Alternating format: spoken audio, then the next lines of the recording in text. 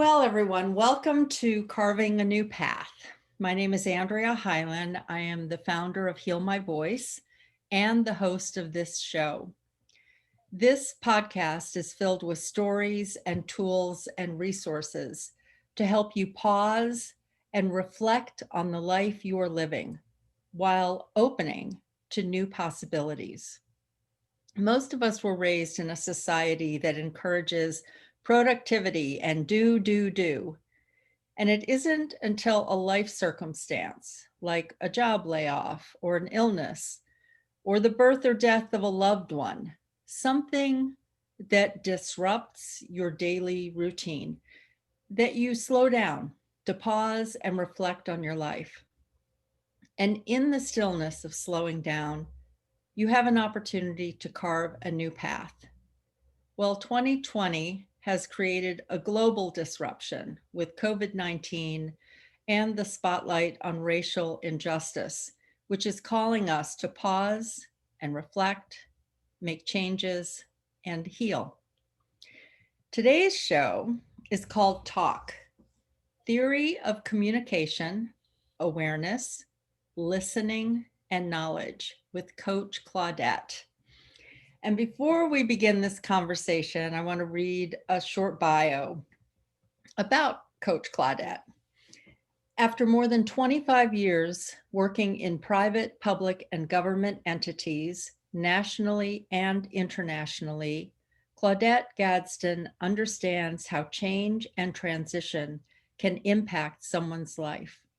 During that time and through those years, she used her coaching skills to help people navigate through the maze of life to realize their dreams, visions, and aspirations. Claudette decided to follow her passion of helping people realize their purpose, dreams, and goals by becoming a life and business coach. Her direct yet caring approach makes it easy for her clients to learn new skills, identify barriers, and take action. She takes pleasure in reminding people just how awesome they really are. She is Coach Claudette, the conversation coach who wears Converse. I love that description. And Coach Claudette, I really love how your tagline also is every conversation starts with inner dialogue. What are you saying to yourself? So welcome. Yeah. Thank you. Thank you so much. It is so good to be here with you. I've always loved our conversations over the years, and I was actually looking back through some notes I had from years ago where you gave me a ride. It was back in 2011, and I had forgotten this, but I remember. I think it was Ginny Robertson was having some sort of like celebration of something, and I was in Baltimore and didn't have a car, and you offered to give me a ride, and I remember enjoying our conversation. Yes. And it's funny over the years, but I want to start by saying congratulations for being in the spotlight in the On Purpose Woman global community. And yeah, so congratulations, first of all. It's, anytime. Thank you. Yeah. I mean, it was really nice to read. I know that Jenny Robertson sent you some questions and you went through and answered the questions. It was really great to just take a moment to see where you are, what's important to you right now, what is your focus, and I really thought for this show that why don't we start with this question that you answered. So Jenny had asked you to write why you started your business. And then you said, I started the business because I was laid off and decided that I needed more control of my income and my time. And boy, is that relatable right now to what many people are going through, or that they fear, right? Yeah.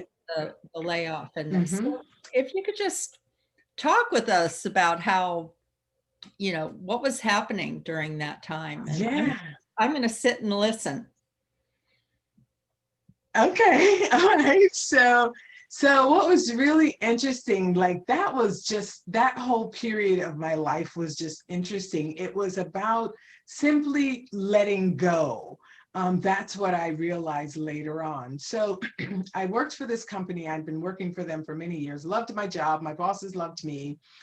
And one day, I'm an early bird. So I used to actually start at 5:30. I created my own schedule to start at 5:30.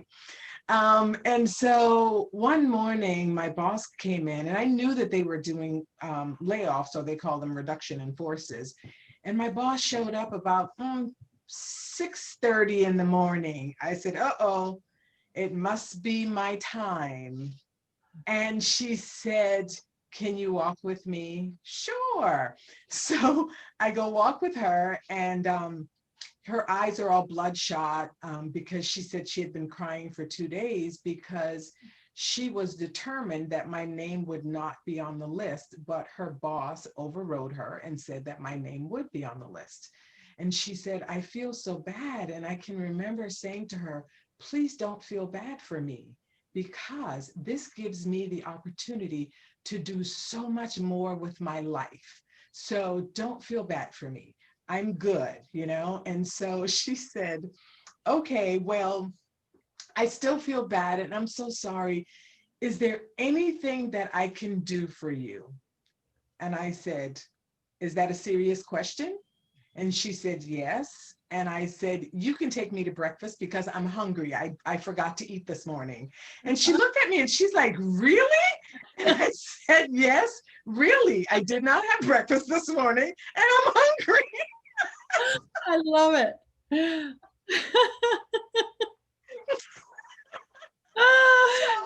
She says, okay, go get your purse. Let's go have breakfast.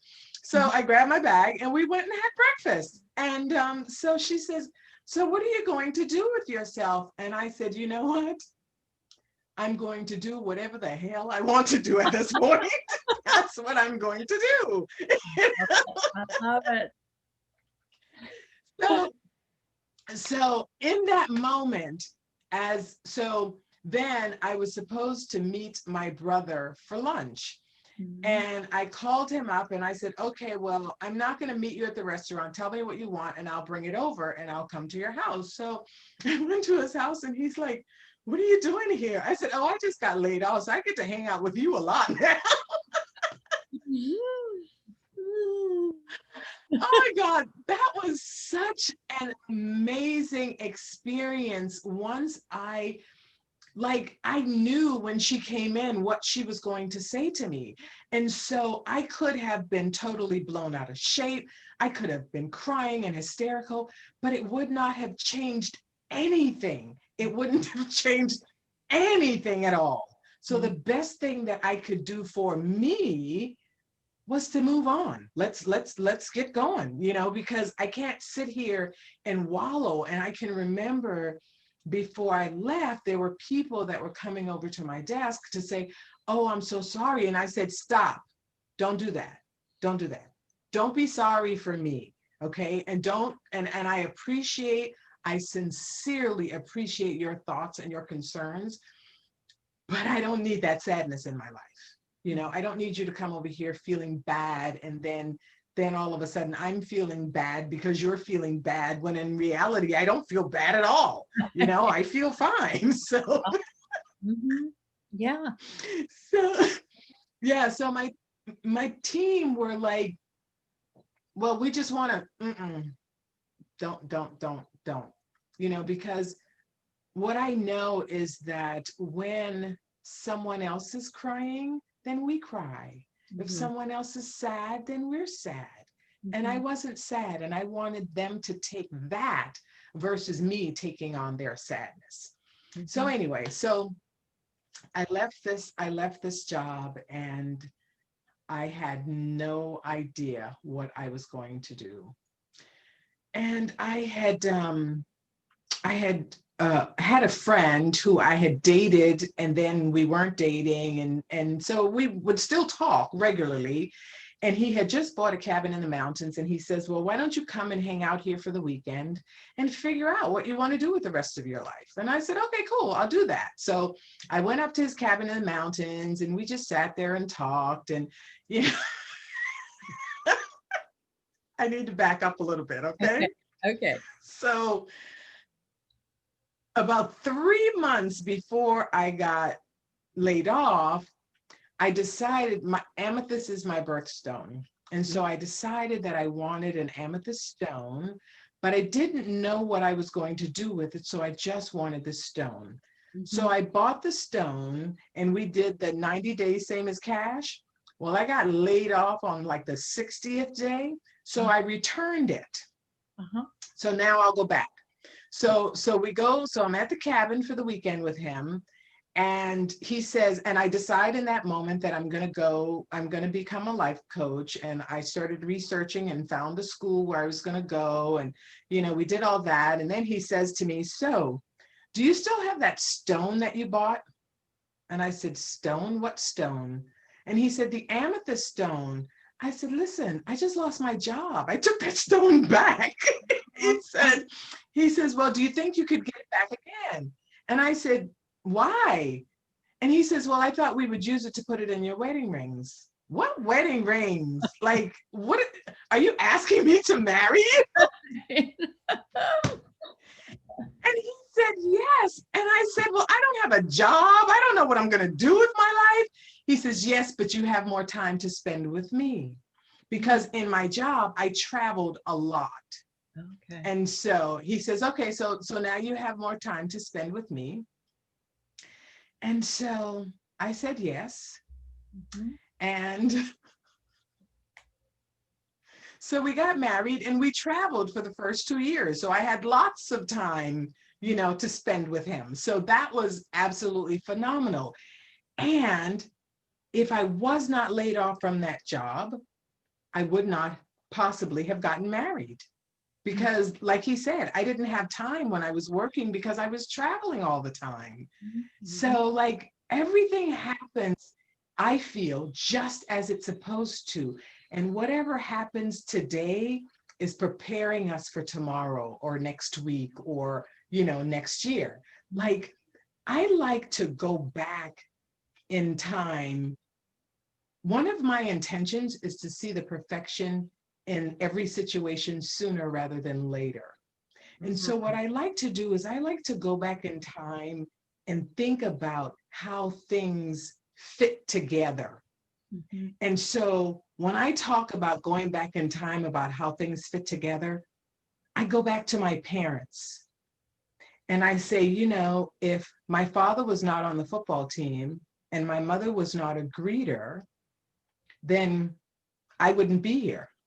Like, if I look at, if I was not laid off from this job, I would not have gotten married. I would not have had the space and the freedom to travel for 2 years straight. So sometimes we get caught up in things that happen in our minds to us when I believe that they are happening through us. We just have to surrender and say, this is where I'm supposed to go. And so I'm gonna go back to O.J. Simpson. If it doesn't fit, don't force it.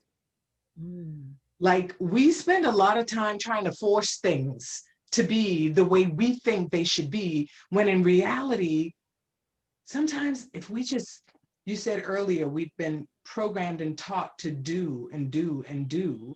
If we can just sit back and be, then in that time of silence and in being, then we are better able to recognize how perfectly things are fitting together. Now, it seems like I've been going on and on and on forever. I love that. I just want to take a breath on that. And, you know,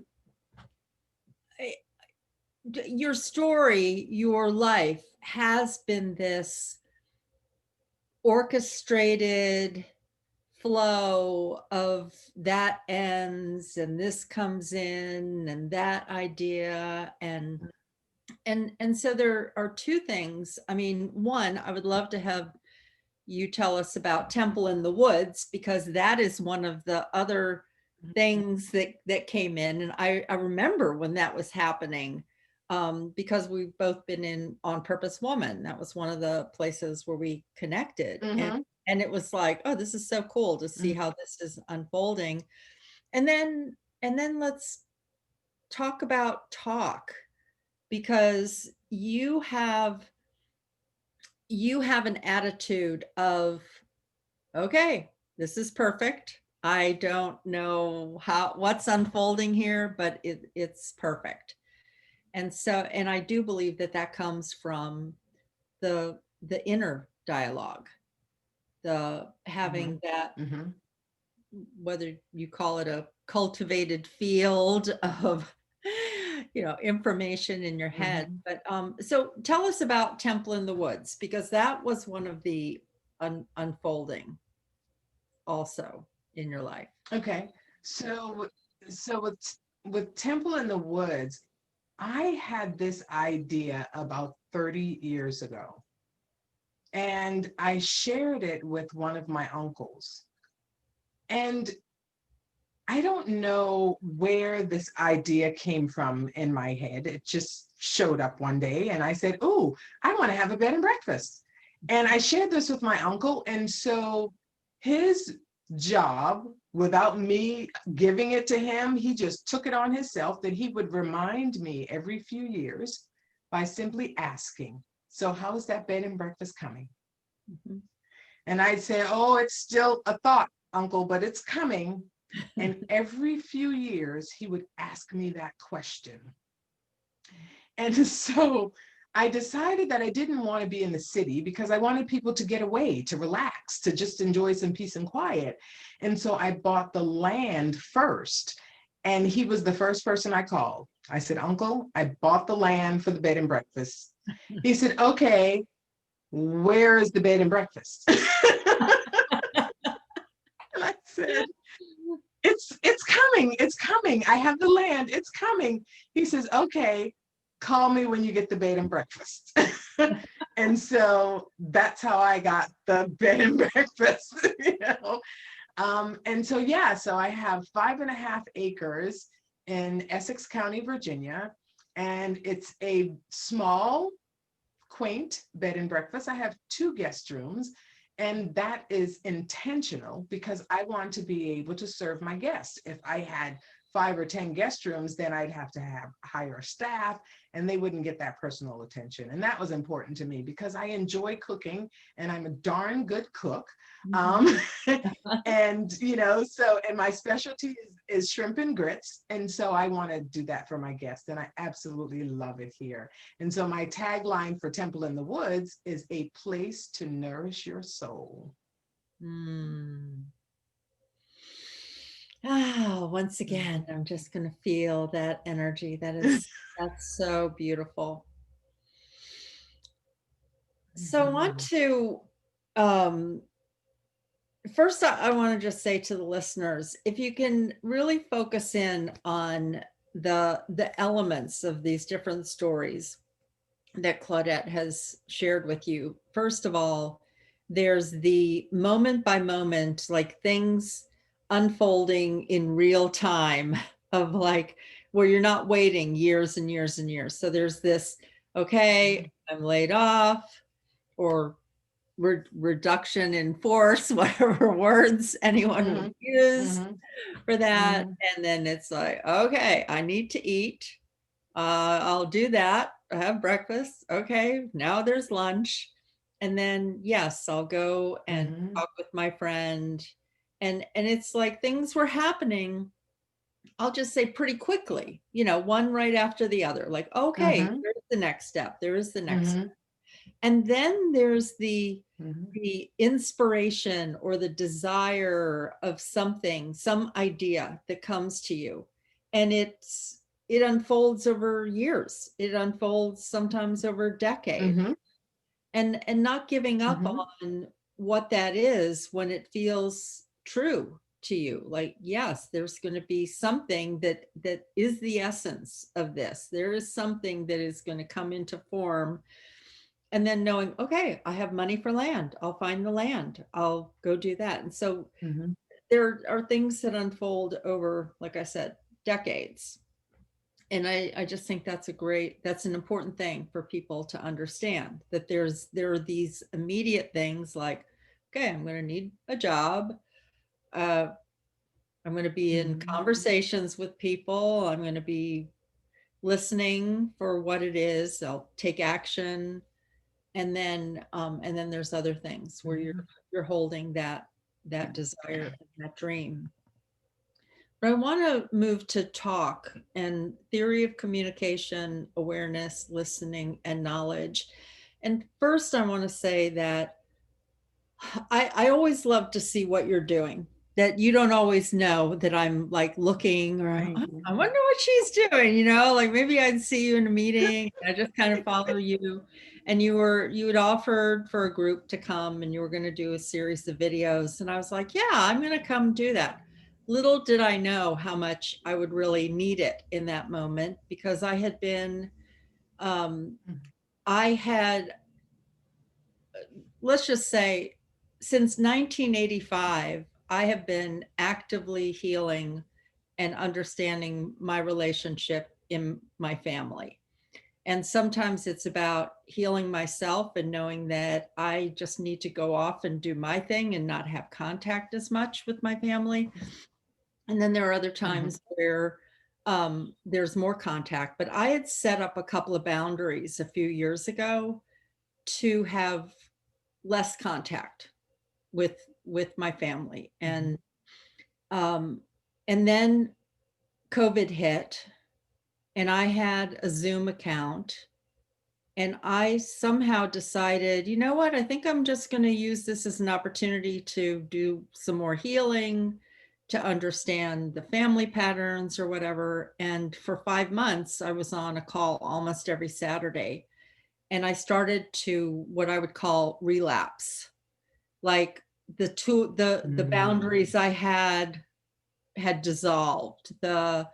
I was back into some old patterns that are not healthy for me with my family. And so here you offered this, and it was just what I needed, like, to, what is going on in my head.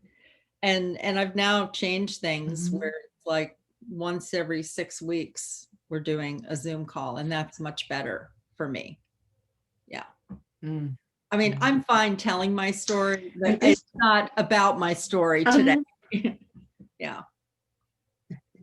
yeah, but but the thing is, it's all interwoven in the talk, because when most people think about that, when we learn about the theory of communication, what we learn is how to communicate with other people. And so what you learned during that process of Zoom was you were reminded of why you set boundaries in place from the beginning. Yes. You set these boundaries in place because you knew Right. Right. that, right? Yep. And so when I talk about go ahead, I'm sorry. No, no, no. You're fine. We've just, for some reason, we've got a little bit of a delay. So, yeah.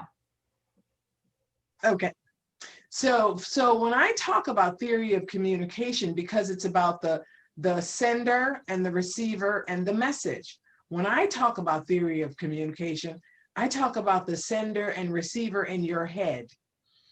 What messages are you sending to yourself, and where did these messages originate, and how are they serving you today?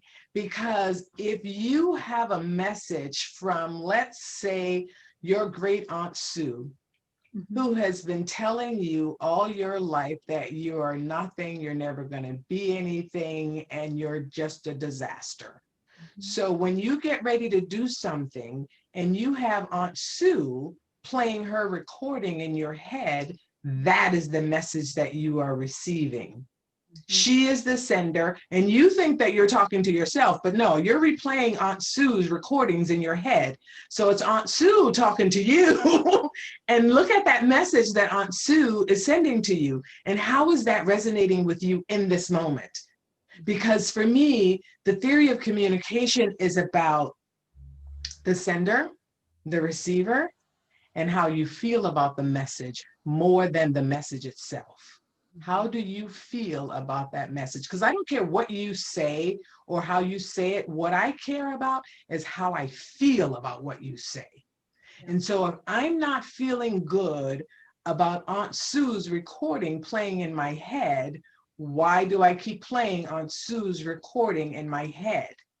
Like, and sometimes, we want to say, some people may say, oh, Aunt Sue, stop. I don't want to hear that anymore.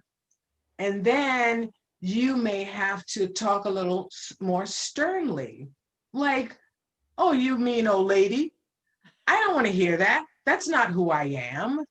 Like, if that's what you need to do, is that if you need to speak to Aunt Sue the way that you have never been able to speak to her in your life, speak to her that way when those recordings play in your head. Because as you said, when you got into these Zoom calls on a weekly basis with your family, you started to feel wasn't feeling so good as it was feeling at the beginning when you started this. And so when you are able to recognize that this is not feeling good, then it's up to you to make a change. And so how do you make that change? You make that change by recognizing that your thoughts control your emotions, and your emotions control your actions. So if you are thinking about Aunt Sue and how she made you feel like mess, and you are feeling the effects of those words, that recording that's playing in your head, then you are not going to move forward, or you're going to move forward in a way that does not serve you, because all you're hearing is this recording telling you that you're not good enough, telling you that you're too big for your britches, telling you whatever it is that is no longer serving you. So that's the talk part, the theory of communication, and how I relate that to the internal dialogue. Because as the conversation coach, my coaching is not about anyone except the client sitting in front of me. I don't care about what your mother said to you or what your father said to you, except to know what conversations we need to change. That's all. I don't spend a lot of time talking about what's happening outside of you, because I want to focus on my clients and I want them to focus on themselves. I want them to focus on the voices that they're hearing, the messages that they're receiving, and how they're actually responding to these messages that they're receiving. And that leads into awareness, being aware of your feelings and being aware of how they impact you. I was having a conversation with someone the other day. I was in a meeting on Zoom, and something happened during the meeting, and one of the participants became frustrated, and her frustration colored the rest of the meeting.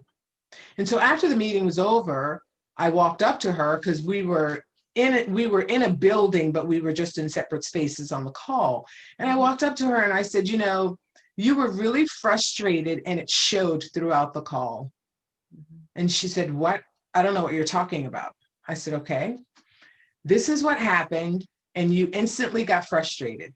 And so when you got frustrated about this situation, you didn't really hear the rest of what was happening, because you were still frustrated from this situation. And she just looked at me and was like, wow, thank you so much for sharing that, because you are absolutely right. Whatever else came out of their mouth was so uninteresting to me, because I was still frustrated about why they did that.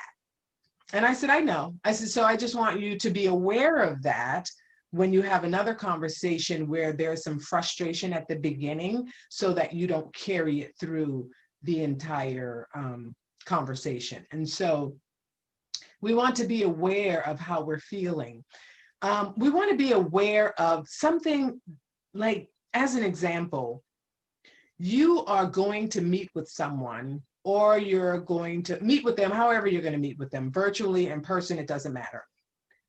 But the closer it gets to your meeting time, the more angst you feel or unease that you feel in your body. Mm-hmm. And so if you are feeling that before the meeting, then ask yourself why. Why am I feeling this? And if I'm feeling this before I meet with them, why would I go meet with them? Yes. We have to take responsibility for our actions and for our feelings, because no one else knows how we feel but us. We can tell them, but they'll still never understand. So we have to be responsible. We have to say, I don't like how this is feeling right now. So let me think about why I'm feeling this way and fix it so that I don't feel this way again. Like, we have to be aware of that. And then there's the listening part. Who are we listening to? Ourselves. Didn't we just talk about awareness? We are listening to ourselves. Yes. And when yeah, and so when we listen to ourselves, we listen with our whole being, with our whole being. So what that means for me is, I'm listening to the messages that I'm receiving. I'm listening to the messages that I'm giving myself. And I am listening to my body to see how those messages impact me. How does my body feel when someone says this to me? And so how can I, for a moment or even a couple of seconds, sit with that so that I can ask myself, why am I feeling this way? And am I feeling this way because of something that someone said or did to me, or because I chose to take offense because of something someone said or did to me? Because I have a role in my feelings. And so what role did I play in this? And listening helps me to better understand my role. Like, sometimes we are upset with people and we don't even know why. And I say that because sometimes you're upset with someone. So hypothetically speaking, I could be upset with you because of something that you did that I took offense to, when in reality, I'm upset because what I saw in you is a reflection of me that I don't like. Mm-hmm. Mm-hmm. But if I am just focused on what's happening outside of me, then I don't take that time to sit with that feeling, to understand what my role is in that feeling. And that's where I listen. I listen with my whole being. What is happening here? And why am I feeling this way? And why am I having these thoughts? And, why? And then we have knowledge of self. Because again, it's all about me. It's all about me. Mm-hmm. Nothing that goes on outside of me has any control over me. It's all about me. And so when I have knowledge of myself, when I am aware of the messages that I send and receive to myself, when I'm listening to myself, then all of that gives me better knowledge of myself. And so that helps me to understand why I react the way that I do to certain things or certain people or certain words, and an example would be raised voices. when I was growing up, I had an aunt that always talked loud. And she didn't just talk loud in conversation. I got the feeling that she was always yelling, like, and berating. And so for me now, if someone yells at me, I automatically shut down. And I know that it's because of that experience. And so if I don't have knowledge of myself, then I would not know that it's from that experience as a child more than it is about this experience that's happening right now. Because remember, I started by saying I like to go all the way back to figure out how these things connect. and that's a part of that. So yeah. I feel like the way that you've broken it down and how you take people through these 4 steps um is a really powerful way to reflect on some things, to listen to what you're saying to yourself, to understand, gain some knowledge about where this is coming from, what's the history of this. And it's a powerful thing to me to repeat it. Some of the things that were happening on the Zoom call, I know these things about my family. Like years ago, I learned that there's a lot of fear in my family because of the way I live my life.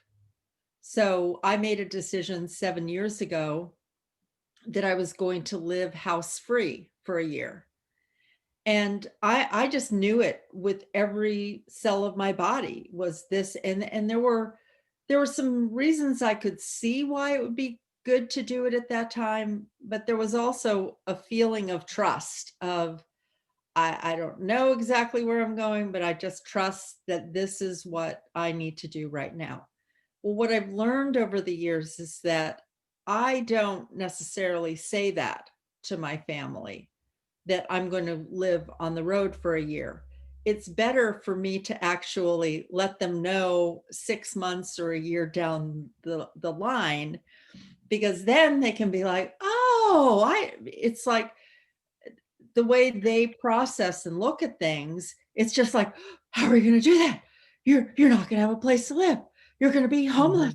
You're going to, and it's like, so it brings, for me, when you live your life from that kind of intuitive place of, I know this is the next step, even though I don't have all the answers, you're already kind of on edge, or it's not necessarily fear for me, but it is I'm creating a space of safety for myself to be able to do this. There's an internal safety, there's an emotional level that I'm holding for myself, but I don't have enough there to hold it for 5 other people. It's like, no, Right. this is what I'm holding, this is what I'm holding for myself to be able to do this, to get in the zip line and go down the line. There isn't enough here for me to carry you all on my back.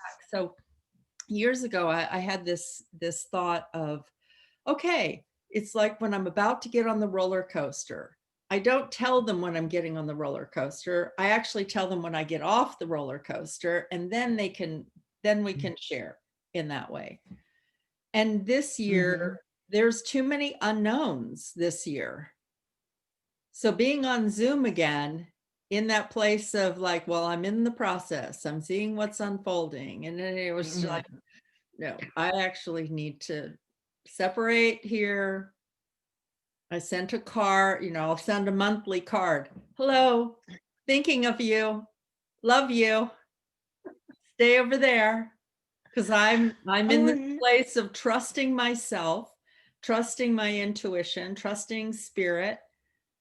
And I know that it's all going to unfold in ways that are magical. But yeah. And then with the way that you took us through the 4 steps, I've also noticed that I'm living in an Airbnb for 4 months in LA, and having this sacred space to do work through Zoom, but also to have more quiet and listening and waiting, trying some Mhm. new things and everything. But something that I've started every day is saying to myself at the end of the day, wow, you did a really great job with that. Or that was a hard phone Right. call. Like, good for you. You did it. High five, sister. It's like I have these conversations with myself, or I'll put on a piece of music and I'll be like, you get a reward dance, you get a reward dance. And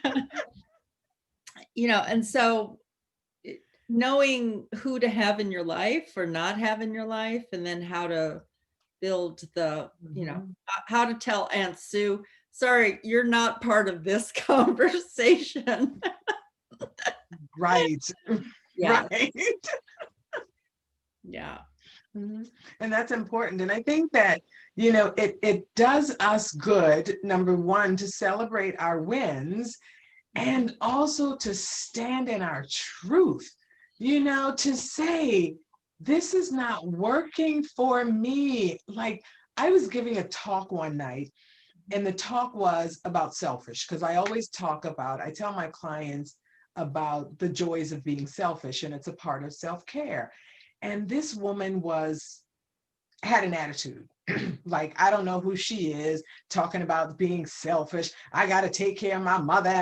And she was just grumbling because she was going to do something for her mother that she really didn't want to do. And Mhm. so I said to her, I said, I understand responsibilities, and I'm not asking you to blow them off. What I am asking you is, if you could simply call your mother and say, Mom, I'm really not feeling it tonight. Can I come and do this tomorrow? Because here's what I know. If you go over there tonight with the attitude that you've displayed during this meeting, your mother is going to sense that attitude. And it's going to make her feel like you're doing this for her when you don't even really want to. So I'm not saying don't serve your mother. I'm simply saying acknowledge the fact that today, in this moment, you are not feeling that. And so it's important that we recognize what we're feeling and what we're up for, and don't bring ourselves harm emotionally, mentally, or physically by serving people when we really simply want to serve ourselves. Mhm.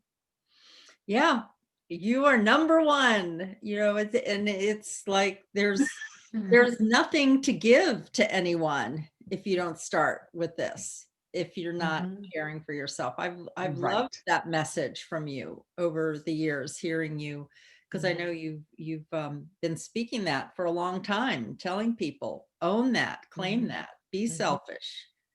Know that Mhm. that Yeah. you have to be taking care of yourself, number one.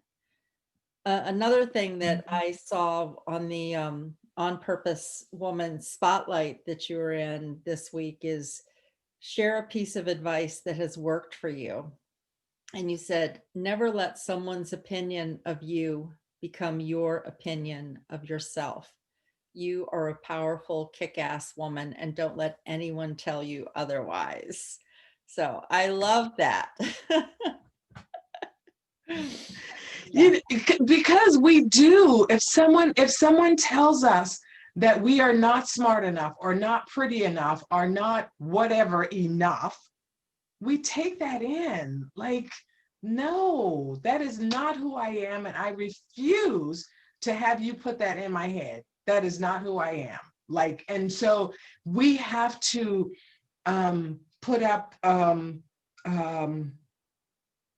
like a shield around our heart and around our being, so that this negativity has no way to come in. Because, like you said, there's so much stuff going on in the world, like, and a lot of it is negative. So if we're not protecting ourselves, then all of that gets in there, and then we start to doubt our own being and our own awesomeness. Mhm. I don't want us doing that. Yeah, no, it's good. Well, I have loved this Mhm. conversation with you. I always love to see what you're bringing into the world and how you're impacting women and girls. And I know that you've worked with men also, but my passion is to Yes. these women's groups that we're in and women's empowerment. Mhm. So I focus on Mhm. that with you because to me, it's like we begin with ourselves. we begin with women and then Mhm. it ripples out into to everyone. It helps Yes. everyone in the world. Mhm. Is there anything else you want to say before we say so long for now? This has been an absolute pleasure. Thank you so much for reaching out to me, and thank you for joining my 5-day experience. Like, this has been a joy, and I am honored. Thank you. Wonderful. Thank you. Thanks for taking the time to be here. And I'll just say to the listeners that, we record this for audio and video, and I have all of all these different ways that you can connect with Coach Claudette right in the description on the page. And thanks so much for being here and taking time to think about it for yourself. What is the path that you are carving? What is the new path that is calling to you? So thank you. Bye bye now.